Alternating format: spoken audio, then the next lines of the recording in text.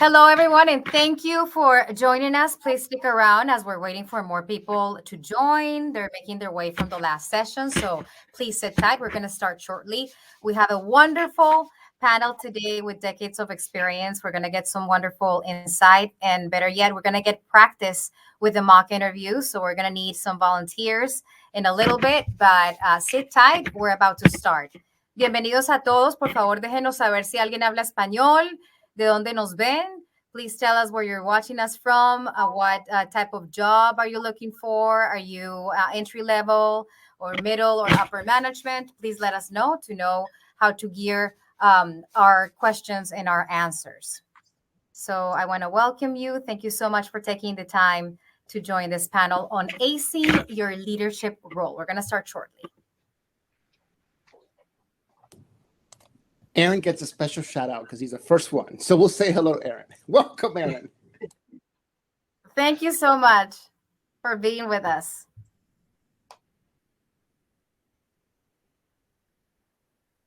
Glad you could make it. And I was checking out the website of NBCU. You have so many resources, so many wonderful resources for every level. So I invite you to join and get their newsletter and take advantage of those resources that are there for you. We're about to start.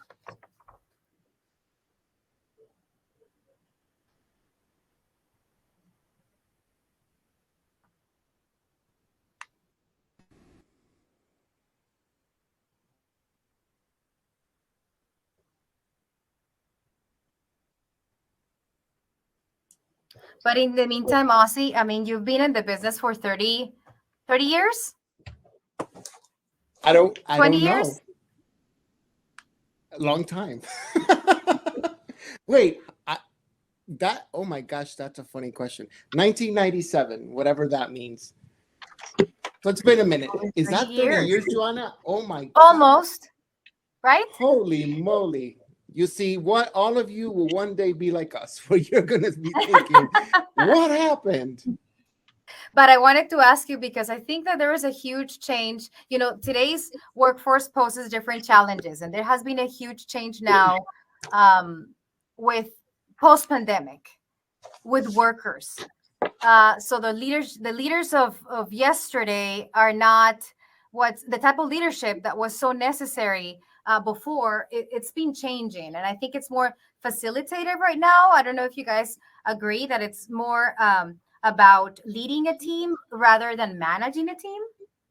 Yeah, I absolutely. Post-pandemic, and I think this had been coming for a long time, but certainly post-pandemic, all of us in leadership have seen this. Definitely leading with empathy. What was okay in the past, and one could argue, was that ever okay, right? Where people would sort of tell you what to do, bark at you what to do. That doesn't work. And it's not even that it's bad, which it is, but it just doesn't work anymore. We work in team atmospheres now, and everyone, you want to make sure that you're listening to what your folks are saying. You're going to get to a better place when it's an inclusive environment versus somebody sort of dictating down at the team. I think it's also just fascinating in that we're in a time where there's 4 different generations of people in the workforce.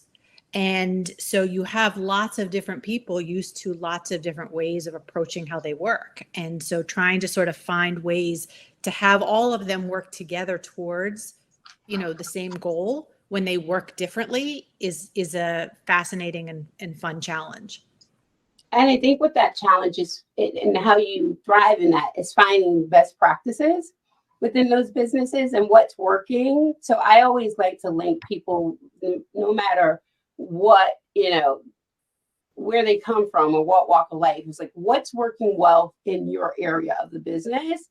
And so I will always use that. I go, you should really touch base with this person because they figured out the secret sauce.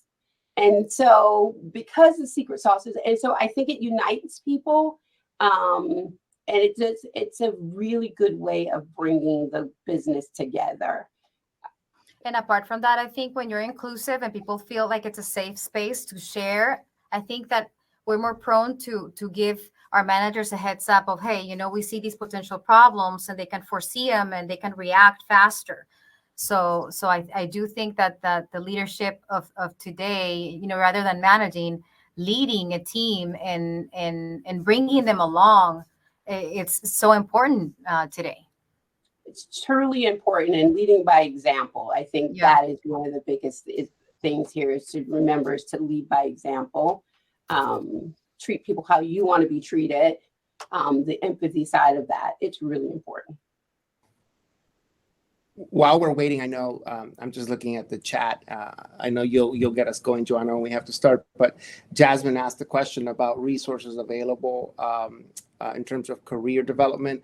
And I, as a user, NBCU Academy, the website does have a lot of resources, not just for that sort of first job, but once you're in it, there are videos from our folks across NBCU teaching you either things like how to better interview someone, to writing. There's a lot of resources on there you can take advantage of. Jasmine, thank you for that question.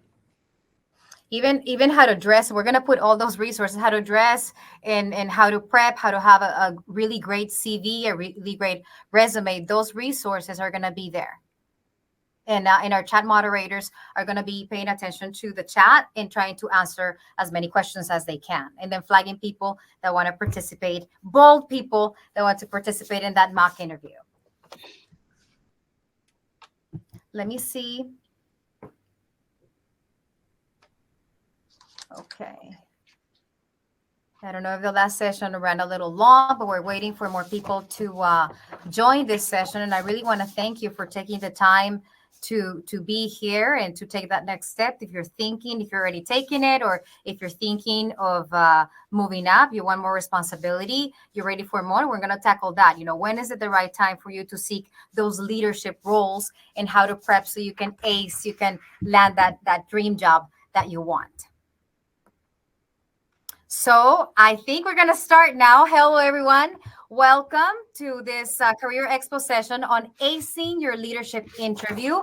My name is Joanna Suarez. I am delighted to be here. I'm an anchor with Noticias Telemundo. And today we're talking about how to make a lasting impression during your job search for a leadership role. Our panelists in this discussion have a lot of experience hiring leaders at the networks of NBC Universal. And I want to introduce them. They're Tammy Fine, who is NBCU News Group's Executive Search and Talent Strategy Lead. Thank you so much for being with us, Tammy. Thank you.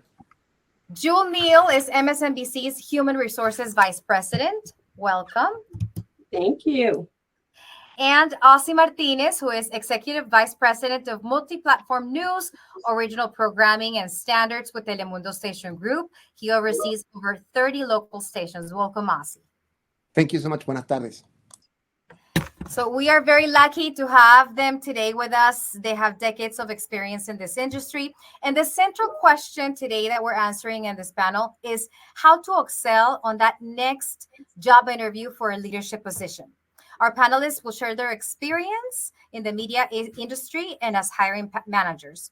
We will discuss these concepts and then put them into practice. As I mentioned before, we're going to have a mock interview. So in a few minutes, we're going to ask you to turn off your camera and let our chat moderators know that you'd like to participate. And you're going to get real life feedback from them. And we'll call on you and to turn off your camera, to turn on your camera when you're ready to practice and you're ready to go on. So I want to please be bold. I want to encourage you to participate and take advantage of this, because we're going to get real life feedback from them.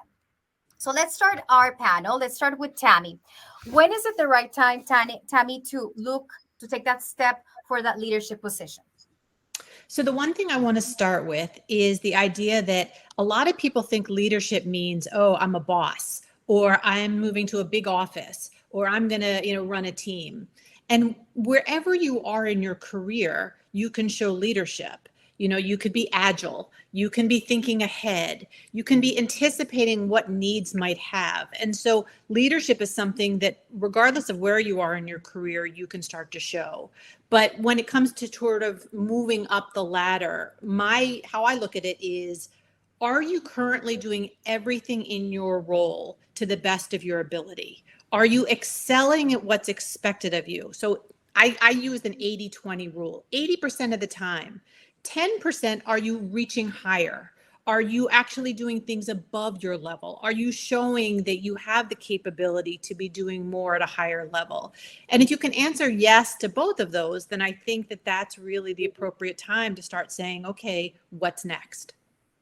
And Jewel, when is it the right time? And more than that, what should you ask yourself when you're seeking that leadership position? What should you consider? Because it's a greater responsibility. You're absolutely right. And I think you should ask yourself, like stepping into a leadership role, it's a big responsibility. And so I think you need to, here are the questions I would say you would need. You first need to do a self-assessment, right? And in that self-assessment, you want to have, as Tammy said, am I ready for the next step? Have I mastered the skills in this job? Am I looking to be a people leader? Right? So, because oftentimes in a management role, you become a people leader. And I think what a big piece of this is, are you willing to take the benefits and the challenges of being a leader? Because it is a large responsibility, one that can be rewarding, but just want to make sure that you're true to yourself and those who you may lead or mentor, that you're ready for that next level. And Asia, I want to ask you personally, when did you decide to take that step? And when is it the right time for a person to move into a more senior role? I think you're hearing from the three of us. You need to do that self-assessment. Are you in a position right now where you feel like, I got this? You're not coasting, but you know what? I'm not losing sleep over what I have to do.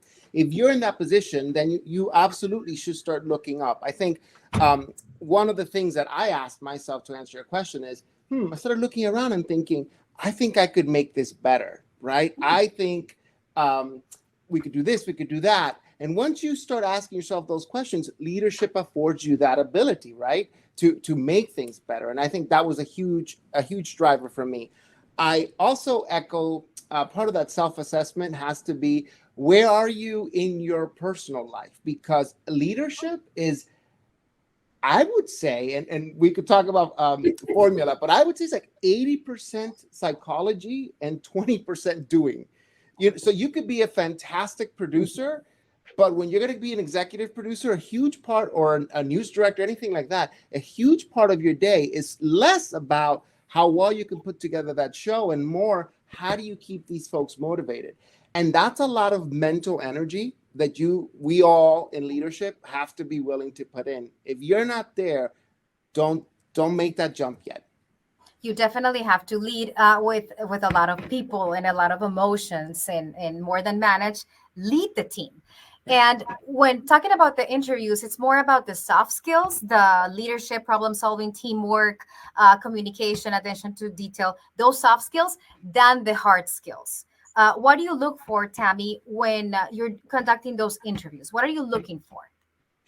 So I approach it probably from the same way I did when I was a producer doing interviews. People relate to people. So I want to hear, if I'm talking to somebody who's looking for a leadership role, sort of how the military does it. I want to hear how they tell someone to take, here's the hill, go take it, but that they don't tell them how to take it, that they are evolved enough to let people do things the way that they see fit, as long as the end goal is met.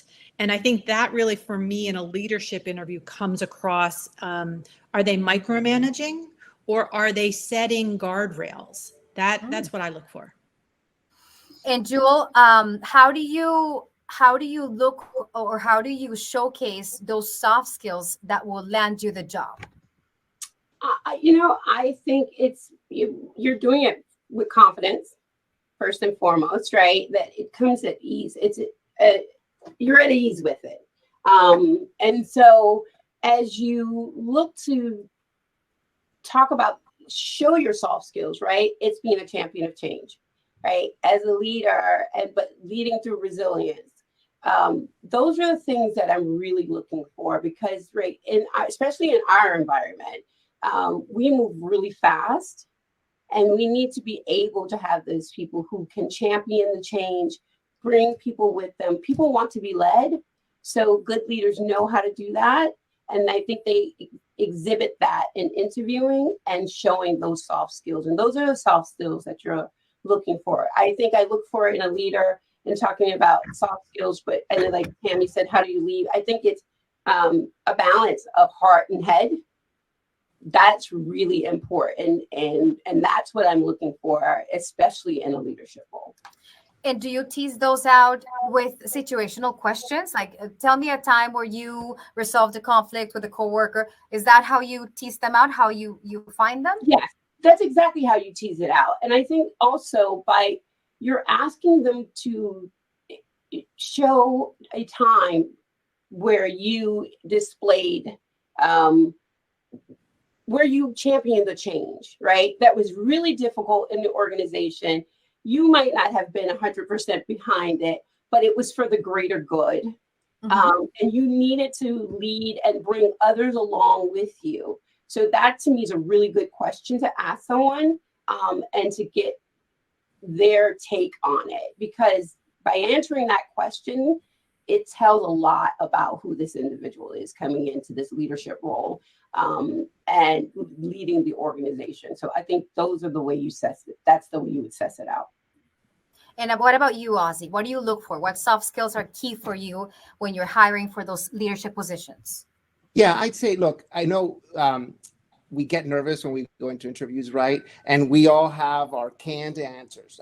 They're going to ask me about conflict. They're going to ask me, and those are great, and you should probably do that. But I would say to you, try and check that at the door a little bit, because it's important that you're present in this process, whether it's virtual or hopefully in person, which is a little easier in person, I think, because you could read body language a little bit better.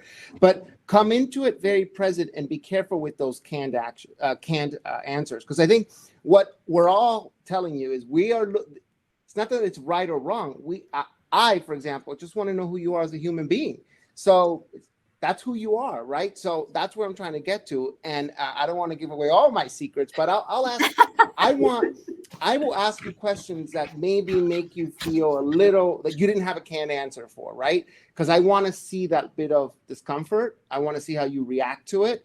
I ask things like, so, where you work right now,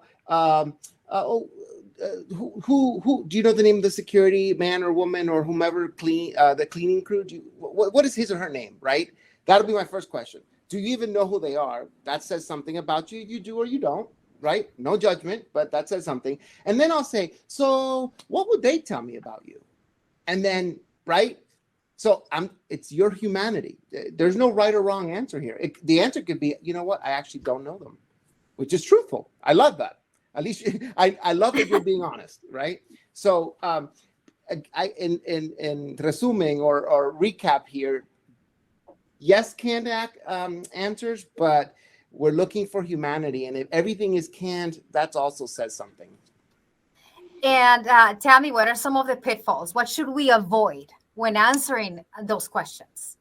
So it's so funny because it's a great transition just from what Ozzy said, is I think trying to fake it. I mean, trying to, be truthful. I like to ask, I'm more concerned and interested in the failures than in the successes, because I think the failures and how you moved through that tells more about who you are than the things that you showcase as things that you did. And being able to be honest. I posted this on LinkedIn, but my first time I was promoted to a leadership role was a senior producer for the Today Show.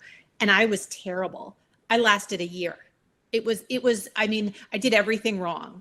I micromanaged everybody. I thought if I was working hard, everybody needed to work hard. I didn't understand what it really meant to become that next level. And so, you go back and you rework it and you learn. And the next time I became a leader, I was a completely different kind of leader.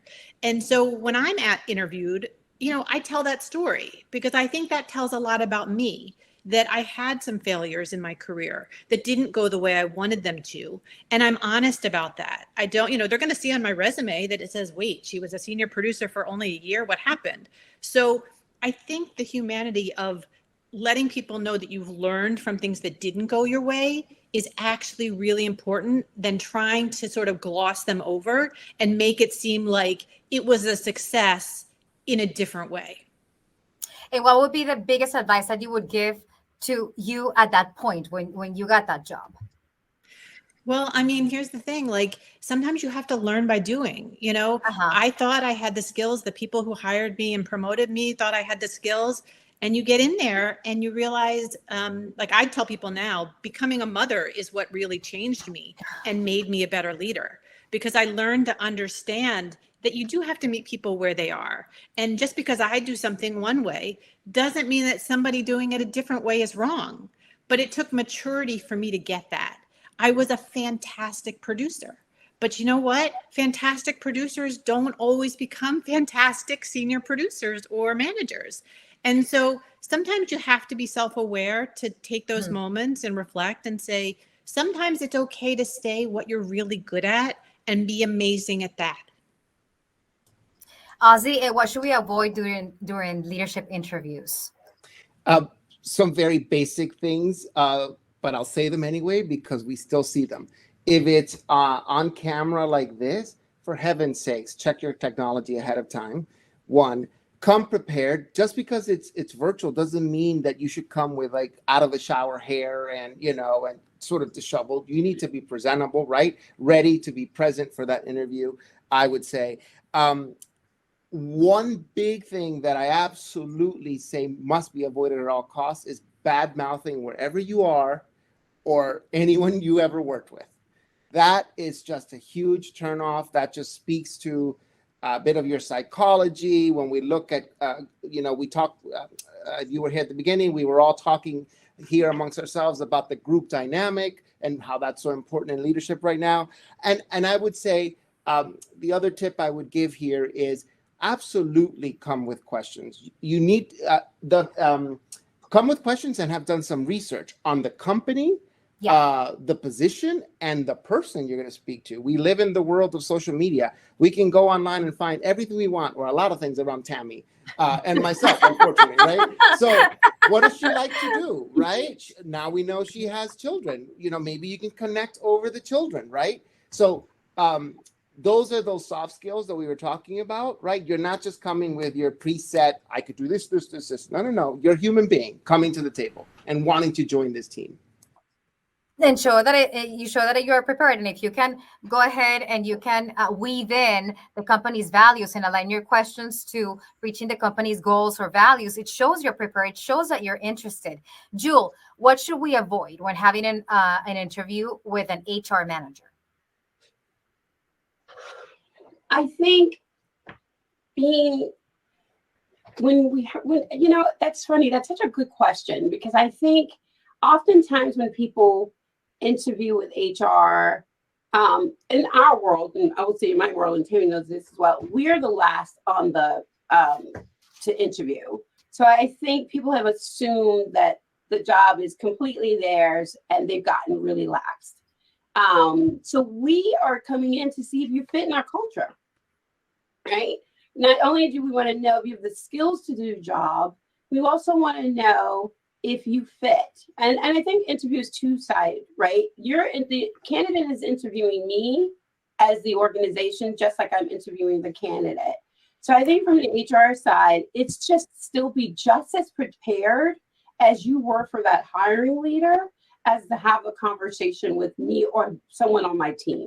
That's really important because we are business partners to the leaders. And so we are in it side by side, and we know the business like they know it. So we know, again, being authentic.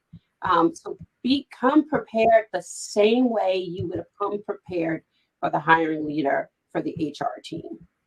I want to add one thing, because I think the other thing that people need to remember is the interview starts, the whole process starts from that first email. Every assistant you talk to, every scheduler you talk to, every security guard that you talk to get cleared in is part of the interview process. I love to ask, assistants who help schedule, how do they treat you? What were they like? So you really need to approach everything. And to Jewel's point, I get candidates who think HR is like the least important one for them, and they sort of chalk it off. And we've had situations where people didn't get the job simply for that reason, is they were not respectful to a person who is a huge partner to the process. And important. Let me, I want to go to some chat questions that I have. The first one is for you, Ozzy. It's from Sal Morales. It says, Ozzy, ¿cómo estás? I am a mid-level journalist who is looking for the next step. I have been an on-air talent, but I have strong and solid background behind the scenes. I find myself at the point in which recruiters see me as a weatherman, news reporter, and not as a manager. Any tips? Yeah, Sal, good afternoon. I saw your question earlier. Thank you for asking it, Joanna. Look, I think own those things, right? Tackle them head on with recruiters. Look, I know that exactly what you just said. I know that you probably, something just popped up. Oh, wow, that was fancy. Thank you. Right. Tackle those things head on, right? Because you could from the get-go say, look, I know that right now I may not have experience per se. I didn't have the title of management, but let me tell you how I am managing in my space, and I'm very much interested in transitioning now. The other part of this is be willing. Sometimes in life, Sal, we have to take a step back to take 3 steps forward. So I run across that a lot where folks are talent, also certain salary, right? Let's not kid ourselves. That's important. You have to think about that before you raise your hand. Do your homework on the salary, because if you raise your hand and next thing you know, you're getting an opportunity and then you get the realization of the money in a smaller market or whatnot, not great, right? So do your homework. But that concept of potentially going somewhere else is a great avenue, because I ran a lot I run across some talent that want to go into management, but they don't want to take that step back. You're going in a different track. We want you to succeed. We don't want you to fail. You need to gain experience, right? Yes, you have a certain level of experience, but that psychology that I talked about, you only gain it with time and experience. Somebody asked a question, and I had a question too. Sometimes if we're going into an entry-level job, if we have an entry-level job and we want to grow, but we don't have that leadership experience, or how can we use the situational questions to show leadership? What should we highlight, Jewel? I think show the time where you were, right? I think Tammy mentioned this early on, where you went above and beyond. You took on more responsibilities. Your willingness to do whatever it takes to get the job done. The collaboration, the team with team members, all of those things, right, are leadership qualities, and you want to be able to demonstrate those qualities and having the conversations. And I think you're going to do that at all levels of your job, right? The more you take on and the more you're successful at it, the more you get. And I think that that's what you're going to do at any level, especially at the entry level. And I think even at the leadership level, always be willing to go the extra mile. I'll add stretches, Joanna, real quick. Stretching yourself in your present job outside of your present responsibilities. That shows everybody around you that this person is someone to keep an eye on, right? That was very true for me as well. Yes, I was a writer, but I also wanted to learn what the assignment desk was like. So I would do that on my off time. The day that the assignment desk editor calls out sick, hey, I may not know how to do that job 100%, but I could go 80%. I won't let us drown. We'll be okay, right? That sent a message to the leadership around me, like, oh, this is somebody who really wants to be here and someone to champion. And so many of us ended up in the current jobs because somebody was not present and we filled in and they saw potential. So That's definitely take advantage of those opportunities. I want to thank Luis Laguerre. I don't know if I'm messing up your last name. I'm sorry if I am. I have a question from you. It says this. In a lot of early career opportunities, and NBCU candidates have to go through a virtual interview without an interviewer. What are employers looking for in those interviews, and what are some tips to help get past that part of the screening process? Tammy. So, I mean, the online interview has become sort of a, addendum to your resume, a place for you to talk about things that might be things that you didn't necessarily write on your resume. And so when you do those questions, it's really a chance to relate to the skills that you're bringing to the table.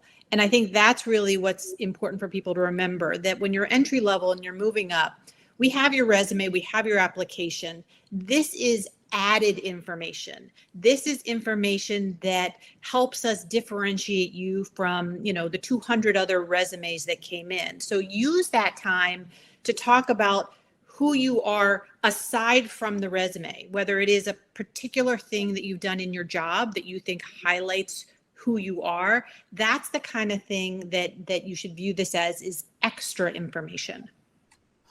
And before we go to the mock interview portion, we talked about when to take that next step. We talked briefly about prepping, getting acquainted with the company, with the organization's vision and values. But I don't want to let you go to the next. I don't want to go to the next mock interview without talking about some good follow-up questions after the interview, because this is key. Ozzy, if you want to go first. Follow-up. At the end of the interview, I talked about the importance of those questions. Things like, what do you see as challenges in my first 3 months? Was there anything that we talked about today that maybe you don't see me as a potentially good fit for this role? So that you take that opportunity to sort of clarify that. Afterward, I would say, have an intentional email. Yes, of course, the minimum we should all do is a thank you email, but the best sort of emails are the ones that are engaging. So either you continue a point that you two discussed in the interview, right? Because it sort of resonated with you. And that engagement, that you asking me a follow-up question, I'm gonna want to engage with you back. That back and forth is really helpful, and I think should be the goal of that email that you send afterward. Cami? So my two things, I tell my kids are now in college, and so they're interviewing for internships. And I tell them that their last question should be something along the lines of, what's your biggest pain point? What is something that somebody could come into this role and do that would be helpful to you or the organization? It's similar to what Ozzy said, but it's that sort of, I'm thinking of how I can be helpful. Mm-hmm. And then in that follow-up, always, show that you listened. It's such a key thing to know that somebody heard what you said. So in that thank you saying, I appreciated how you said that, you need somebody in this role who is willing to be very flexible with their schedule. Something that says, I understand what you're looking for. Jewel? Yeah, on the lines of what Ozzy and Tammy said, I think to me, just asking, I think a big question is, what are the priorities for the person coming into this role? And then taking a step further to go, like in the first month, 3 months, 6 months, to showing that I am looking forward to being into this role, and I've taken it really seriously. And so I've already started to hit the ground running, and I want to do that by coming in and asking you what the priorities are and how can I assist there. Once that person tells you the priorities, right, you can then chime in and say, okay, that's a great priority. I can do X, Y, Z towards that priority. And I see myself doing that coming in, and I can hit the ground running. That's going to leave a lasting impression on me, because that means your active listening skills were there. Like, they're just it wrapped the interview up in a bow for me. And I'm like, okay, this person really wants to be here. They've taken this serious. And this is a potential candidate that has a home within our organization. Okay, great. So now we're going to start the mock interview, the part that a lot of people have been waiting for. I'm going to ask our first very courageous person is Javier Mendoza. Javier, thank you so much. I know it's nerve-wracking, but this is some great opportunity to get real life feedback. So if you can turn your camera on, please, Javier. Let's see.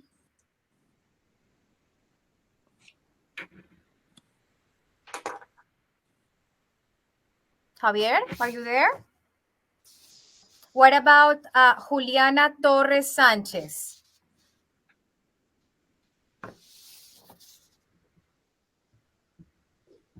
Hmm.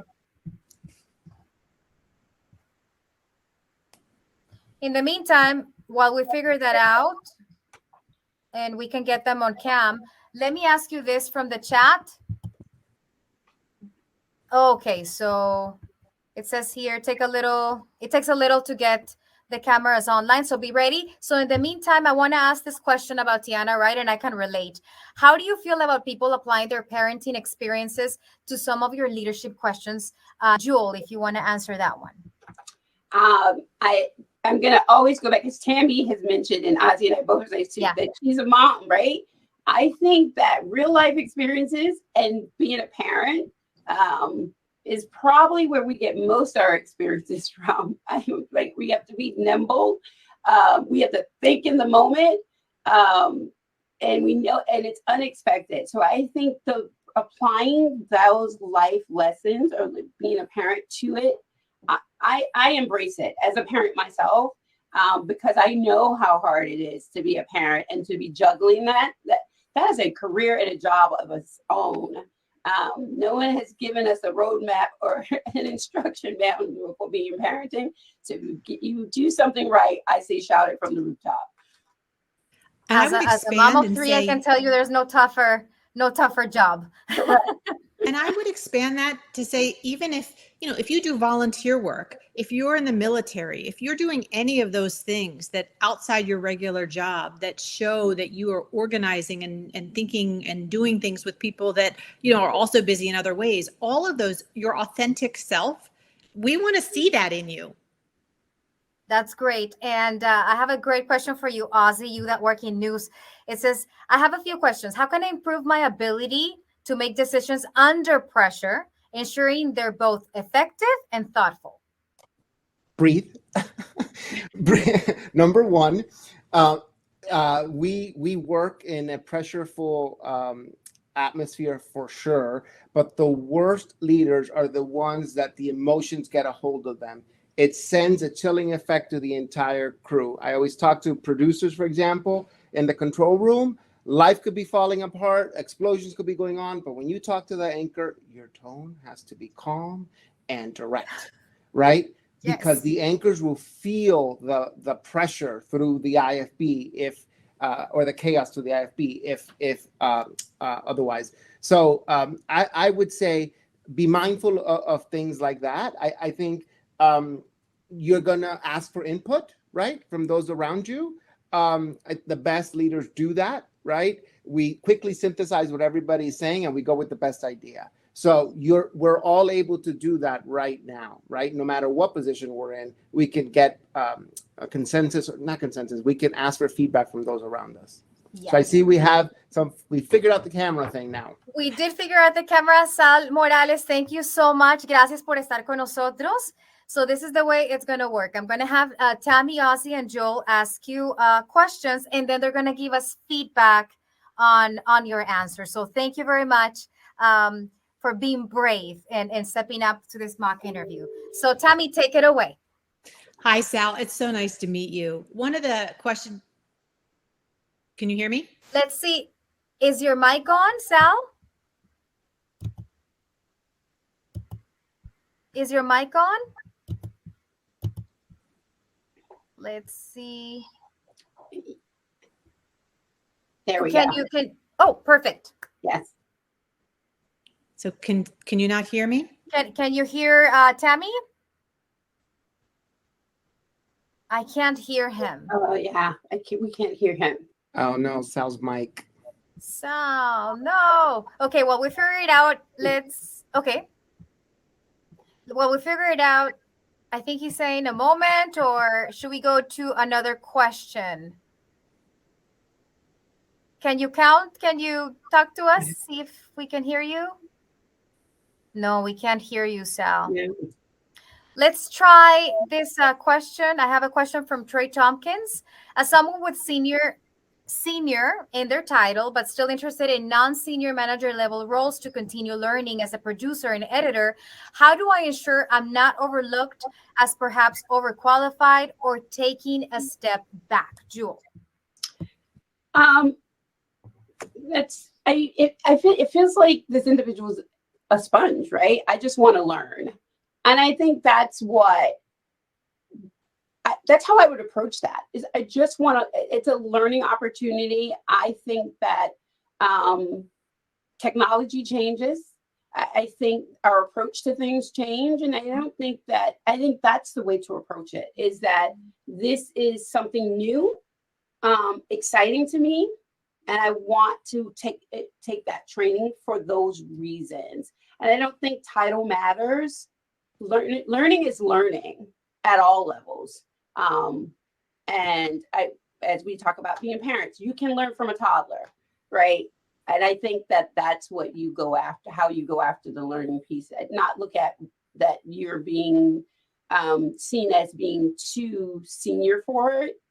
It's just a learning opportunity, and it helps you. And if you have a senior title, it may help you with some of the junior people on your team, just to go back and take in all the other things that you feel like you still need to learn. If I you could want to add, add that? yeah, first shout out to the NBCU Academy folks. Questions, you're on it. Good times. Troy, it sounds like it's an internal thing that you're looking at, right? And I think this is a good jumping point to all of us, that part of the interviewing process is just normal conversations that you have, right? Your leadership, even before this position became available, you should be having those discussions about, hey, I'm kind of interested in this. You shouldn't always go to your manager with problems or just work. Sometimes it's just, let's have a conversation about life. And in those life conversations, when you have the space and the time, is where these things need to come up, so that when those opportunities do pop up and you raise your hand, they're not confused. It's in line with what you've already talked about. And they're not going to look at it at all as a step back whatsoever, because they know you as a human being. And especially in HR, because we find people diamond in the rough by people doing that. In my world, we were looking for someone in social. And it was an EP who was like, I've been dibbling dabbling in this forever. Like, this person's nailing it across our business. And it's because social, you would not think a show producer would be doing social, but it's really doing well at it. So that's my advice. Okay, so I think we do have Denise Diaz. Let's try this again. If not, I'm going to ask you what are some of the questions that you do ask during the interviews, because we don't want to leave this panel without knowing those. So Denise, can you unmute yourself and turn on your camera, and we'll try the mock interview? Calvin, can you hear me? Calvin's ready. Can you talk, please, Calvin? Yes, can you hear me? We can hear you. Wonderful. Yay. Yes. Okay, Hi, Calvin. I'm Calvin. going to have Tammy, Yeah. take it away and start with the mock interview. Calvin, it's so nice to meet you. One of the things that I'm always interested in talking with candidates about is, how do your coworkers or people who could potentially be subordinates, what would they tell me about what it's like to work with you? I think they'll tell you that I let them learn on the job, and I'm there behind them just in case they make mistakes. A lot of times in sports and in the corporate office, you got to think team mentality. So when you have different people, different personalities, and different people doing different tasks, you have to be ready to let them work. And then sometimes another team member might be able to help them, not just me. So you get to see what everybody can do and what their strengths are. I'll jump in. Calvin, thanks so much for being here this afternoon. Now, we don't know where your interest is, so we're just asking you these general questions. And I'm going to assume that you have a fantastic resume and that you've done the digital pre-interview. But, Calvin, we meet so many people here, and we are ready to have an interview with 3 other candidates after you. What is something that is not on your resume that you think that we should know about you? Well, I applied for the Director Development, Live Events, and Specials position for NBC, so that's not on my resume yet. But what I would say, I would talk about my connections with people, friends, family, because a lot of times the personal part of you isn't on the resume. It's mostly business, schooling, things like that. And I think a lot of times you're shaped by your friendships, by places you've been, travel, and things like that. So I would probably include items that have to deal with more on the personal side, because when you're working in the office with people, you're there 8 hours a day, sometimes 50 hours a week, depending on what type of job it is. A lot of it's personal. Of course, it's business, but it's dealing with them personally, understanding what their family's like, if they have to take the kids to soccer on Sunday, all the things that matter in life, like the normal things. And I think a lot of times that's something you wouldn't normally put on a resume, but it's good to talk about with people, especially in the interview or if somebody's going to work with for most of the majority of the day. Absolutely. It's another family. It's your work family. So I those qualities absolutely do translate. Thank you for that. And Ozzy, if I can jump in and you can give him some feedback before I move into Jewel. I'd love a little bit more specifics, right? But I know I know here you were sort of touching, but I would have wanted specifics, right? How those relationships, those interpersonal relationships that are so important to you and meaningful to you, what are those great things that will show me how you could act here at work with your colleagues? So be specific, give an example, maybe not 5, but bring 1, right? And Tammy, before we move on to I would say, same thing. So especially in journalism, where we all understand that when we're telling stories about policy, people relate to people, they don't relate to policy. We tell our policy stories on air or digitally through people. So when I ask you a question about like someone you've managed or what they say about you, think, have an instance, where you can talk about, I had an instance where I had to manage someone that was difficult, or, I learned through something, a mistake I made, or I'm the kind of leader, is more specificity that people can get into helps us really get to know you better. Definitely. I agree. Would you like me to be more specific or? Not right now, but yes, like in general. in your future leadership interview, yes. I'm going to move on to Jewel. She's going to ask you a question and then give you some feedback, Calvin. Thank you so much. Thank you.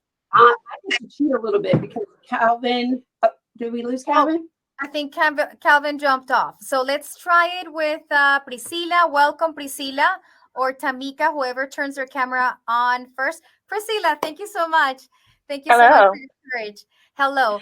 So we're going to go with Jewel. Thank you so much for being with us. She's going to ask you a question, and then she's going to give you some feedback. Jewel. Yeah, and I was going to cheat a little bit with the last person, but for Priscilla, tell me, when did you decide when did you have an epiphany, I was going to say, of this is the role you want or the career path you've chosen? When did you have that epiphany? Thank you for asking. I had that epiphany and I came to realization when I kept finding myself being invited into spaces of leadership roles. And initially, as I were invited to these spaces, I wasn't sure that's where I belong because I'm more of a participatory style of a leader. But because it kept repeating and these environments have presented themselves, I realized that this is where I need to be and this is where my skills would be best suited to be applied. Thank you for that. I like asking that question. And so I think you did a really good job in answering it. I think that without me even knowing what leadership role you're applying for, it showed your passion and excitement for it. As like Ozzy, I would have liked to dig a little bit deeper and to find out what it is. But I think for the initial question and the answer that I put forth and your answer, I thought it was pretty good. So thank you for that. Thank you. Thank you. Thank you, Priscilla. And I'm going to ask Ozzy to ask a question, Priscilla. Let's say, just to be a little bit more specific, is it a mid-level job, upper level, or entry-level job that you would be seeking? Just so Ozzy Entry knows. level. Entry level. Entry Awesome. level. Okay, so got away. it. Priscilla, by the way, I did love your answer too. I thought the use of the thank you off the top is also a good tip for everybody else because it also gives you a second to sort of focus yourself if you have to. And you were very succinct. I thought you did a very good job. So I would say we were in a process right now. I'd say, Priscilla, we have 30 minutes. We have 2 minutes together. And in this time, I'm going to ask you some questions to try and get to know you a bit more as a human being. I keep going to that human being thing.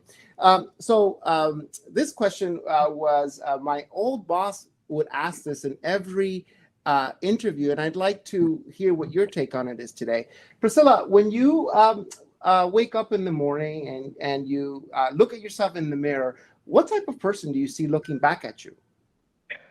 When I look in the mirror after I wake up, I see an ambitious person. I see a person who is a forever learner.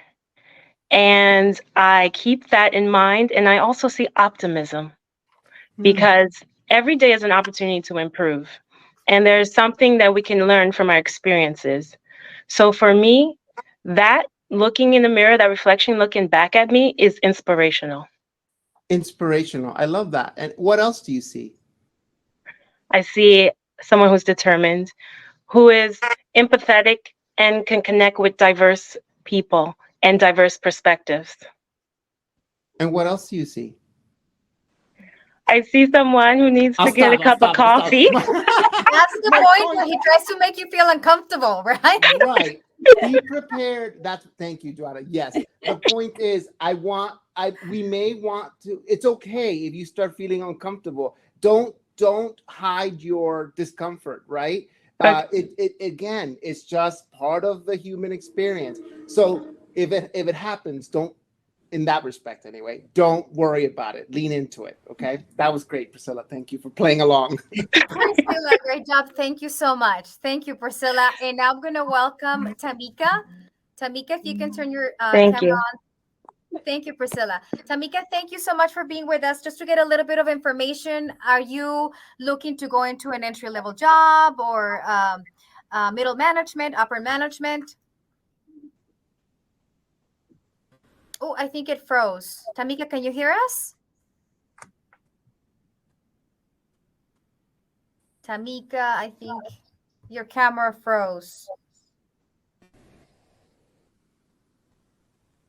Well, in the meantime, unless we have somebody else coming up, let me ask this question that I saw in the chat, and it's from Juwen Zhu. She says, what do you think is the most important skill of working in a team, Tammy? I love that. So I actually think listening.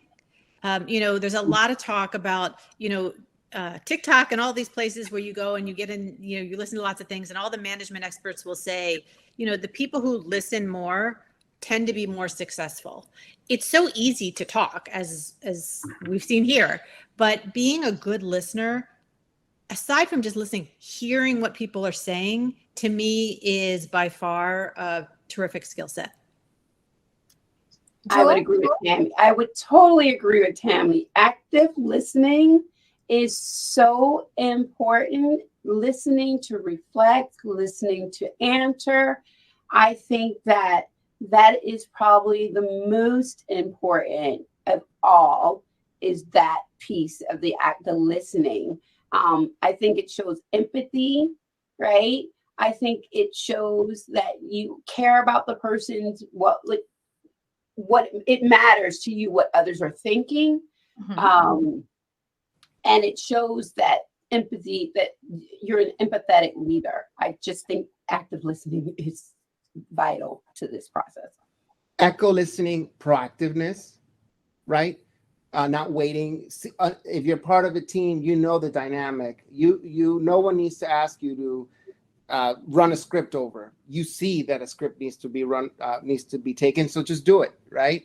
That I think is another huge part. But listening, 1,000%. Yeah, and collaboration. All all of the things. Just being a part of the team is really important. And some final thoughts for the people who are with us, Tammy, on maybe, I don't know if there was any questions that you wanted to share that you asked during these leadership interviews that you want to share.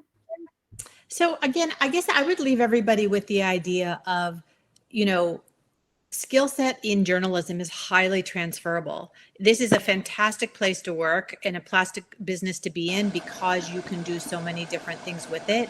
And so you should be prepared, as you go into the process of interviewing, to know yourself as a product almost, and to be able to talk about yourself in a way of how you're transferable. What are the things that you do?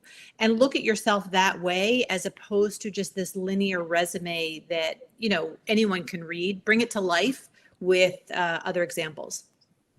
Ozzy? I can't speak enough about the importance of the pre-work before the interview. If you're internal, having those conversations that I said with your leaders when there isn't a job available, just discussions, right?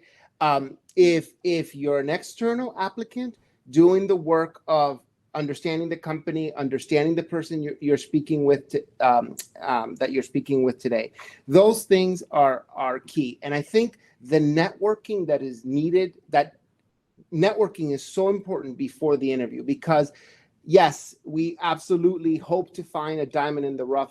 Jewel talked about that, right? But I think, 60% of the time, you probably have somebody in mind when a role becomes available. And you have them in mind because you've met them along the way before this was open. So take your time, network ahead of time. Definitely. And Jewel, some final thoughts? I think my final thoughts to this is be your authentic self, right? I think bring you to the table. That's who we want. Here you can be, right? And that's what we thrive on as an organization. And that's who we are. So we want to see the authentic you. Be truthful. Bring your best to the table. And that's what I leave for this group. I think that's all important and transferable, as Tammy said and Ozzy said, just in any interview that you go to, or any place. I think any place you go, it's important to be authentic and to bring your authentic self. And just because you may have gotten a no today doesn't mean you're not going to get a yes tomorrow. Don't forget that. Don't forget that. I always do that. I always ask, ask for that job. Ask, just flag yourself. I'm interested. The worst that think it can happen is that they say no, but they might say yes, and you might get that opportunity. And I guess we went over how to prepare, when to seek that position. We got wonderful insights from the HR point, the recruiter point, from the management point perspective on how to answer those interview questions in leadership roles. So I hope you learned as much as I did today. And please make sure that you sign up for the NBCU Academy's newsletter. And thank you so much to all our virtual audience for having been with us today. I had a great time, and I hope you have a wonderful afternoon. And thank you to our panel. Thank you. Thank you. Great job. Thank you. Have a great day.